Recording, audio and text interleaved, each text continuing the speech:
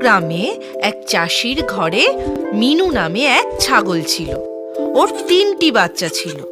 বাচ্চাদের নিয়ে ও খুব টেনশনে থাকতো, কেননা গ্রামের সীমানাতেই একটি ঘন জঙ্গল ছিল। ওর ভয় হতো কখন না জানি খেলতে খেলতে ওরা জঙ্গলে চলে যাবে আর বন্য পশুর শিকার হয়ে যাবে।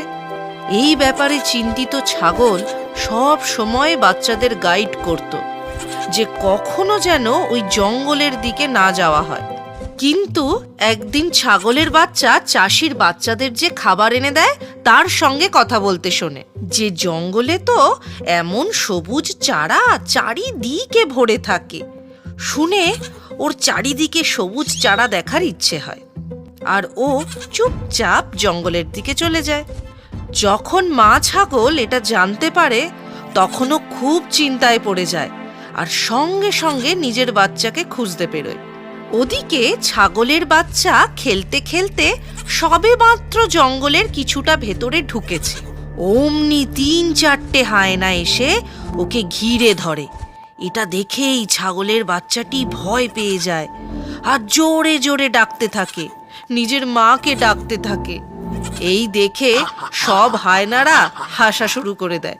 বাহ, কি তাজা তাজা মাল! যদি এটাকে পরশুদিন পেতাম।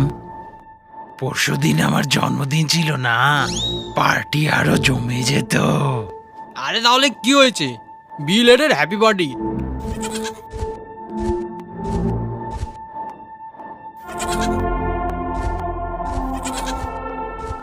ভাই, আমার মনে হয় এবার বিলেটেড পার্টিটা আমাদের দারুণ জমে যাবে। হ্যাঁ, 250 গ্রামের সাথে 1 কেজি ফ্রি।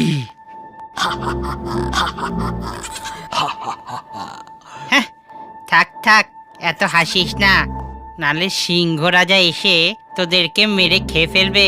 সিংহ রাজা কেন? তোমার কি মনে হয় আমি একে এখানে ছেড়ে কেন গেছিলাম জানো? কেননা সিংহ মহারাজ হুকুম দিয়েছিল যে আমি আমার বাচ্চাকে নিয়ে এখান থেকে না যাই যতক্ষণ না সিংহ মহারাজ আসে। ওনার আসার আগে যদি তুমি আমাকে বা আমার বাচ্চাকে মেরে ফেলো তাহলে কিন্তু সিংহ মহারাজ তোমাদেরকে ছাড়বে না। শের মহারাজ বুঝবেন কি করে যে আমরা তোমাকে মেরে খেয়ে ফেলেছি? তুমি কি সিংহ রাজাকে বোকা ভাবো? উনি কিন্তু জঙ্গলের রাজা। ওই দেখো, ওই হাতি রাজাকে উনি আমাদের ওপরে নজর রাখতে বলে গেছে। শুনলে? তুমি এবার চাইলে আমাদেরকে মেরে খেতে পারো। শুনে এবার 4টে হায়নাই চিন্তায় পড়ে গেল আর নিজেদের মধ্যে বলা বলি করে, বন্ধুরা, হাতি রাজা তো আমাদের ব্যাপারে বলে ফেলবে। তাহলে কি করব? আর কি করব? প্রাণ বাঁচিয়ে চলে যাই। সিংহর মুখ থেকে শিকার তোলা এত সোজা কথা নেই। চলো পালিয়ে যায় ভাই। বলতে বলতে 4টি হায়নাই ওখান থেকে চলে গেল।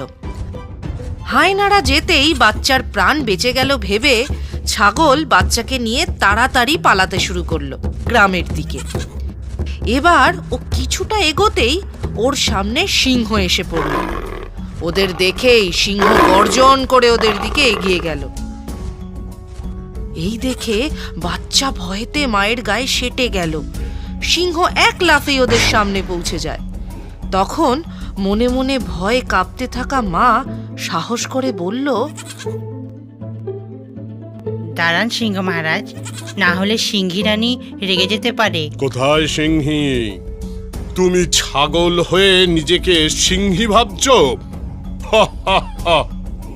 না, আমি আপনার রানীর কথা বলছি। আমার সিংহী? হ্যাঁ, আপনি কি ভাবছেন আমি আমার বাচ্চাকে নিয়ে এই গভীর জঙ্গলে পিকনিক করতে এসেছি? না, আমাকে সিংহী রানী ধরে ফেলেছিল আর বলল যতক্ষণ না আমি ফিরে আসি তুমি এইখান থেকে যাবে না। আজ আমি আমার স্বামীর জন্য তোমাকে আর তোমার বাচ্চা দুজনকেই নিয়ে যাব। আমি কি করে বিশ্বাস করি? ঠিক আছে, তাহলে সিংহী মহারানীর রাগ হলে আপনাকেই সামলাতে হবে। তখন কিন্তু বলবেন না যে আমি কিছু বলিনি। যদি তাও বিশ্বাস না হয় তাহলে আপনি ওই কাককে জিজ্ঞাসা করে নিন। সিংহী মহারানী ওকে আমাদের ওপরে নজর রাখতে বলে গেছিল। যদি আমাদের সাথে কিছু ঘটে, কাক কিন্তু সিংহী মহারানীকে বলে দেবে, আর সিংহী মহারানী ওকে ছাড়বে না। পারলে ওই কাকটাকে তাড়িয়ে দেখুন, ও আমাদেরকে ছেড়ে যাবেই না, কারণ সিংহী মহারানী ওকে হুকুম করেছে। শুনে সিংহ কাককে তাড়ানোর জন্য গর্জন করতে থাকে, কিন্তু কাক এক জায়গা থেকে উড়ে আবার কাছেই আরেক জায়গায় গিয়ে বসে। এই দেখে ছাগল বলে উঠল, কোনো লাভ হবে না সিংহ মহারাজ, কাক সিংহী মহারানীর হুকুম মানবে না, সেটা কি হতে পারে? ঠিক বলেছ তুমি, কাক তোমাদেরই গোয়েন্দাগিরি করেছে, তাই যাচ্ছে না। থাক, সিংহীর সাথে পাঙ্গা নিয়ে কি হবে, আমি চলে যাচ্ছি। পরে তো সিংহী তোমাদেরকে আমার জন্যই নিয়ে আসবে। বলতে বলতে সিংহ ওখান থেকে চলে যায়। ওরা যেতেই ছাগল ওর বাচ্চাকে নিয়ে তাড়াতাড়ি নিজের গ্রামের দিকে এগোতে থাকে। আর কিছুটা এগোতেই সামনে সিংহী এসে পড়ে। তাদের দেখেই সিংহী গর্জে ওঠে। ওকে গর্জাতে দেখে বাচ্চা মায়ের পেছনে লুকিয়ে পড়ল। আজ আমার সিংহ রাজা দুটো তাজা শিকার পেয়ে খুব খুশি হয়ে যাবে। বাহ, স্বামী স্ত্রী হয় আপনাদের মতন, দুজন দুজনকে সত্যি খুব ভালোবাসে। তার মানে? রোজ আপনি সিংহর জন্য শিকার করে নিয়ে যান। আজ সিংহ মহারাজ আপনার জন্যে আমাদের শিকার করার প্ল্যান করেছিলেন। তো করলো না কেন? বলেছিলেন সিংহী গুহাতে ফিরুক, তারপরে আমি তোমাদের শিকার করে নিয়ে যাব। আর সিংহীকে আজকে আমার তরফ থেকে পার্টি। সত্যি? সিংহ রাজা আমার সম্বন্ধে আজকে এই ভাবছে? হ্যাঁ, আপনি গুহাতে যান তো আগে, উনি এসে আমাদেরকে নিয়ে যাবেন। ওকে, কিন্তু আমি চলে যেতে যেতেই তোমরা যদি পালিয়ে যাও? আমরা এখনো তো পালাইনি। আর আমাদের উপরে নজর রাখতে সিংহ মহারাজ এই খরগোশকে রেখে দিয়ে গেছেন।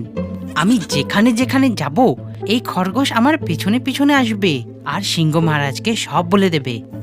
বলো খরগোশ। দেখলেন, আমার কথা শুনে ওর কান খাড়া হয়ে গেল। ওর কিন্তু চোখ আমার দিকেই। হ্যাঁ, আমি এক্ষুনি গিয়ে সিংহ রাজাকে পাঠিয়ে দিচ্ছি। বলে সিংহী ওখান থেকে চলে যায়। ছাগল এদিক ওদিক দেখে নিজের বাচ্চাকে নিয়ে গ্রামের দিকে দৌড়তে থাকে। দৌড়ানোর সময় পিছন ফিরে একবারও তাকায়নি, আর সোজা চাষির উঠোনে বানানো নিজেদের খুঁটির কাছে পৌঁছে নিঃশ্বাস নিল। বাকি বাচ্চারাও নিজের মা আর ভাইকে দেখে খুশি হলো। মা, তুমি তো জঙ্গলে গেছিলে, আমরা ভয় পেয়ে গেছিলাম যদি কোনো হিংস্র পশু ধরতো। মানে ধরে নিয়েছিল, হায় না সিংহ আর সিংহী, কিন্তু মা আমাকে ওদের থেকে বাঁচিয়ে নিল। কি করে? মা ওদের সাথে লড়লো কি করে?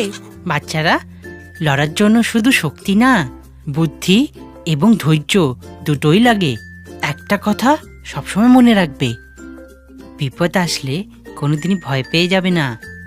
ধৈর্য, সময় এবং বুদ্ধি নিয়ে কাজ করে